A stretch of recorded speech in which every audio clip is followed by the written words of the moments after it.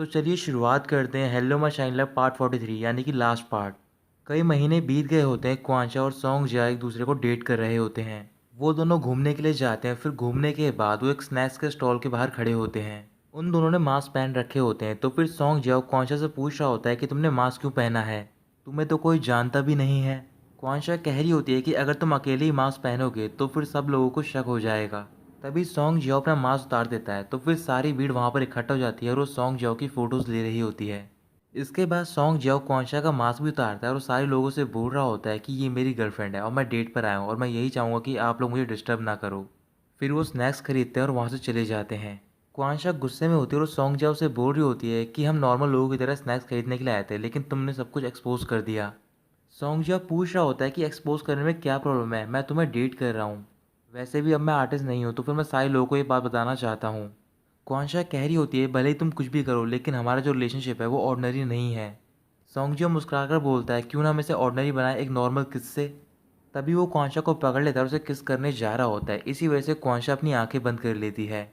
लेकिन सॉन्गजियो उसे किस नहीं करता। जब क्वांशा अपनी आंखें खोलती है तो फिर सॉन्गजियो पूछ रहा होता है कि तुम्हें क्या लगा कि मैं तुम्हें किस करने जा रहा हूँ। क्वांशा उसे धक्का देती है और वहाँ से जा रही होती है। फिर सॉन्गजियो उसका हाथ पकड़ता है और उसे अपने करीब लेकर आता है और तभी वो उसे किस कर लेता है। कुछ हफ्ते बीतने के बाद जिमो और योरान सेडा एक अवार्ड सेरेमनी में होते हैं। वहाँ पर सॉन्ग जियाओ और क्वांशा भी आए हुए होते हैं। सबसे पहला अवार्ड होता है बेस्ट न्यू कमर का और वो अवार्ड दिया जाता है सेडा को। सेडा स्टेज पर जाता है और अवार्ड लेता है और फिर वो सारे लोगों को थैंक यू बोल रहा होता है। इसके बाद वो रियोरान की ओर देखने लग जाता है और सबसे बोल रहा होता है कि एक पर्सन की वजह से मैं यहाँ पर पहुँचा हूँ और वो है मेरी एजेंट रियोरान। अगर वो मेरी लाइफ में नहीं आती तो फिर मैं कभी भी इस इंडस्ट्री में नहीं आता। ये अवार्ड सिर्फ मुझे ही नहीं बल्कि रियोरान को भी बिलोंग करता है। ऐसे ही कुछ और देर तक वो स्पीच देता और रियोरान उसे देखकर इमोशनल हो जाती है। कुछ घंटे बाद वो अवार्ड सेरेमनी खत्म हो जाती है तो फिर सारे लोग बाहर होते हैं। रियोरान और जिमो साथ में खड़े होते हैं। तभी रियोरान के पास सॉन्गजियाओ आता है और वो जिमो से बोल रहा होता है कि मैं कुछ देर के लिए रियोरान को बोरो कर रहा हूँ। रियोरान सॉन्गजियाओ के साथ जा रही होती है तो फिर सॉन्गजियाओ बोल रहा होता है कि तुम मेरी एजेंट रही हो तो फिर तुम्हें मेरे लिए रिस्पॉन्सिबल रहना चाहिए और ये लास्ट बार है। वो उसे रेड कार्पेट पर लेकर जाता है और वहाँ पर सॉन्गजियाओ भी होता है जो कि इंटरव्यू दे रहा होता है रिपोर्टर्स को। वहाँ पर पहुँचने के बाद सॉन्गजियाओ सारे रिपोर्टर से बोल रहा होता है कि मैं आज एक अनाउंसमेंट करने जा रहा हूँ और एक बहुत बड़ी न्यूज़ है। एक रिपोर्टर सॉन्गजियाओ से पूछ रही होती है कि आप काफ़ी टाइम बाद अपनी पुरानी मैनेजर के साथ आए हो, क्या आप दोनों दोबारा साथ में काम करने वाले हो। सॉन्गजियाओ मना करता है और कहता है कि मैं आज के बाद किसी भी ब्रोकर के साथ काम नहीं करूँगा क्योंकि मैं इंडस्ट्री क्विट कर रहा हूँ। मैं अपनी लाइफ एक ऑर्डिनरी पर्सन की तरह एंजॉय करना चाहता हूँ। रिपोर्टर पूछ रहे होते हैं क्या ये टेम्प्रेरी रिटायरमेंट है। सॉन्गजियाओ कहता है कि ये बिल्कुल कंप्लीट एग्जिट है। पिछले कई सालों से मैं एक्टर सॉन्ग जियाओ का किरदार निभा रहा हूँ। भले ही लोगों की नज़रों में मैं एक परफेक्ट आइडल हूँ लेकिन मैं अपने आप को खो चुका हूँ। आप लोगों के सामने जो एक्टर सॉन्ग जियाओ है वो बिल्कुल फेक है, इसमें कुछ भी रियल नहीं है। इसी वजह से मैं अब ऐसा नहीं जीना चाहता और मैं अपने आप को ढूंढना चाहता हूँ। और मुझे वो पर्सन भी मिल गई जिसे मैं प्रोटेक्ट करना चाहता हूँ और साथ ही में वो मुझ पर बिलीव करती है। वही पास में क्वांशा खड़ी होती है तो फिर सॉन्ग जिया उसकी ओर देखकर मुस्कुराने लग जाता है। तो फिर सारे रिपोर्टर समझ जाते हैं कि वो उसकी गर्लफ्रेंड है। इसके बाद रिपोर्टर सॉन्ग जियाओ से पूछ रहे होते हैं कि तुम्हारा फ्यूचर का क्या प्लान है। सॉन्ग जियाओ कहता है कि मुझे प्लान के बारे में तो नहीं पता, बस मैं यही चाहूँगा कि आप लोग मुझे अपना पर्सनल स्पेस दें। मीडिया और पब्लिक हमेशा सेलिब्रिटी की गॉसिप पे ध्यान देती है। आज की सोसाइटी में सारे लोगों को प्रेशर है तो फिर मैं यही चाहूँगा कि आप उन लोगों को उनका पर्सनल स्पेस दें। और यही मेरा आखिरी मैसेज है आप सबके लिए और मैं आपको थैंक यू कहता हूँ जो भी आपने मुझे प्यार दिया अब तक। ये कहकर सॉन्ग जियाओ क्वांशा के पास जाता है और दोनों वहाँ से चले जाते हैं। अगले दिन जिमो एक रेस्टोरेंट में होता है और वहाँ पर अली और चैनफे भी होते हैं। जिमो चैनफे से बोल रहा होता है कि मैंने सब सोच लिया है, अब मैं रियान को प्रपोज करने जा रहा हूँ और मैं चाहूँगा कि तुम भी वहाँ पर मौजूद रहो। कुछ देर बात करने के बाद वो अपने ऑफिस में चला जाता है। पूरी रात जागकर वो एक नया डिज़ाइन तैयार करता है। सुबह तक जब वो डिज़ाइन तैयार हो जाता है तो फिर एक रूम में जाता है और वहाँ पर वो ड्रेस बना रहा होता है। करीबन लगातार 2 दिनों तक वो ऐसे ही काम करता रहता है और घर पर नहीं जाता। जब ड्रेस कंप्लीट हो जाती है तो फिर वो रात को घर पे पहुँचता है। रियोरान जिमो को हक करते उससे पूछ रही होती है कि तुम इतने दिनों से घर क्यों नहीं आ रहे हो। जिमो से बता रहा होता है कि मैं बहुत ही जल्द अपनी न्यू सीरीज़ लॉन्च करने वाला हूँ, इसी वजह से मैं उसके लिए ओवर टाइम कर रहा हूँ।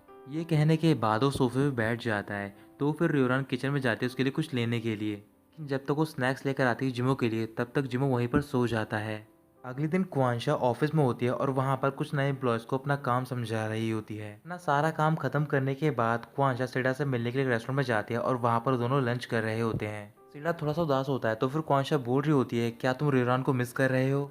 सेडा हाँ कहता है और बोल रहा होता है कि मैं काफ़ी टाइम से रियोरान से नहीं मिला हूँ।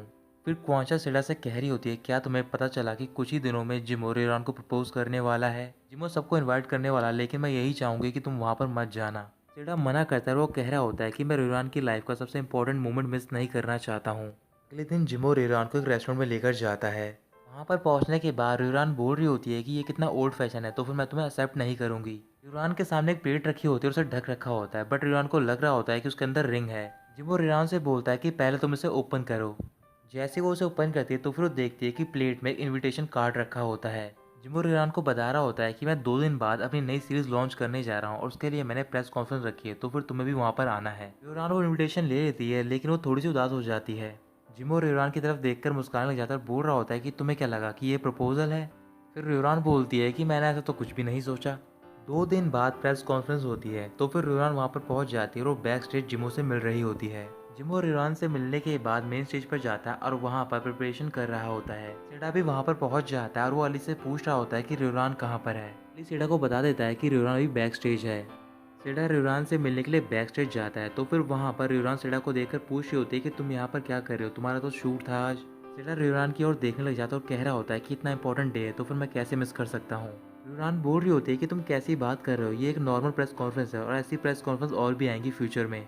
सेडा समझ जाता है कि जिम ने रियोरान को कुछ भी नहीं बताया है, तो फिर वो आगे कुछ भी बात नहीं करता और वहाँ से चला जाता है। कुछ देर बाद चैनफे बैक स्टेज जाती है और रियोरान के पास और उससे बोल रही होती है कि मेरे स्टमक में पेन हो रहा है। रियोरान अपना फ़ोन निकालती है और डॉक्टर को कॉल कर रही होती है। चैनफे रियोरान का फ़ोन ले लेती है और कह रही होती है कि तुम्हें डॉक्टर को कॉल नहीं करना चाहिए, क्योंकि वो यहाँ पर नहीं पहुँच पाएगा टाइम पर और हमारे पास ज़्यादा टाइम नहीं बचा है, तो फिर मैं यही चाहूँगी कि तुम मेरी जगह पर वो ड्रेस पहन कर जाओ। रियोरान स्टेज पर जाने से मना कर देती है। चैनफे बोल रही होती है कि तुम्हें किस बात की प्रॉब्लम है, तुम्हारे साथ में सेडा भी चलेगा। तभी वहाँ पर वो सेडा को बुलाती है, लेकिन रियोरान अभी भी नहीं मान रही होती। तो फिर सेडा रियोरान से बोल रहा होता है, क्या तुम्हें याद है कि तुमने मुझे क्या सिखाया था, हमें हमेशा अपने आप पे बिलीव करना चाहिए और यही तुम्हें करना है। तभी चैनफे रियोरान का हाथ पकड़ लेती है और उसे रिक्वेस्ट कर रही होती है कि प्लीज़ तुम स्टेज पर चली जाओ मेरी जगह पर। रियोरान चैनफे की बात मान जाती है। इसके बाद चैनफे उसे दूसरे रूम में लेकर जाती है जहाँ पर उनकी मेन ड्रेस होती है। रियोरान ड्रेस चेंज करने के बाद बाहर निकलती है और चैनफे से बोल रही होती है कि इसकी फिटिंग बिल्कुल ठीक है, जबकि ये तो ढीली होनी चाहिए क्योंकि ये तुम्हारे लिए बनाई गई है। चैनफे कहती है कि तुम इसके बारे में कुछ भी मत सोचो, तुम मेरे साथ स्टेज पर चलो।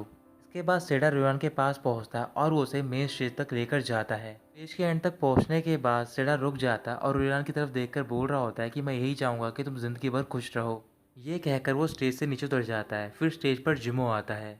जिमो सारे रिपोर्टर को बता रहा होता है कि ये ड्रेस मैंने डिज़ाइन की है और उसका नाम है रेस्प्लेंडेंट। इस ड्रेस का जो कॉन्सेप्ट है वो एक ब्राइटनेस की तरह है। हम सारे लोगों में कोई ना कोई फ्लॉ ज़रूर होते हैं, लेकिन हमें सिर्फ वेट करना होता है कि हमारे ज़िंदगी में एक राइट पर्सन आए जो कि हमें राइट रास्ते पर लेकर जाए और हमारे फ्लॉज को ठीक करे। शायद ऐसा ही ट्रू लव मेरी लाइफ में है जिसने कि मेरे आगे वाले पाथ को ब्राइट किया, और यही वो लड़की है रियोरान जिसे कि मैं प्यार करता हूँ। कुछ महीने पहले मैं ऐसा पर्सन था कि मैं लोगों से दूर भागता था। दूसरों की नज़रों में मैं एक जेंटल और ब्राइट मैन था, लेकिन अंदर से मैं सहमा हुआ और काफ़ी डिफरेंट था। तभी मेरी लाइफ में एक बिटर वुमन आई। वो हमेशा ही मुझसे फाइट करती है और हम दोनों में कुछ भी कॉमन नहीं था। ऐसा लगा था कि हम दोनों दो पैरेलल लाइंस हैं और कभी इंटरसेक्ट नहीं करेंगे। शायद किस्मत में लिखा था कि दोनों पैरेलल लाइन इंटरसेक्ट करेंगी। ऐसा ही हम दोनों के साथ में हुआ और लड़ते लड़ते में पता भी नहीं चला कि हम दोनों कब करीब आ गए। ये कहने के बाद जिमो नीडन होता है और सामने एक रिंग निकालता है। रियोरान जिमो का प्रपोजल एक्सेप्ट कर लेती है और जिमो रियोरान को किस कर लेता है। तो दोस्तों, यहीं ख़त्म होता है ये ड्रामा। हम आपसे मिलते हैं अगली नई वीडियो में नए ड्रामे के साथ।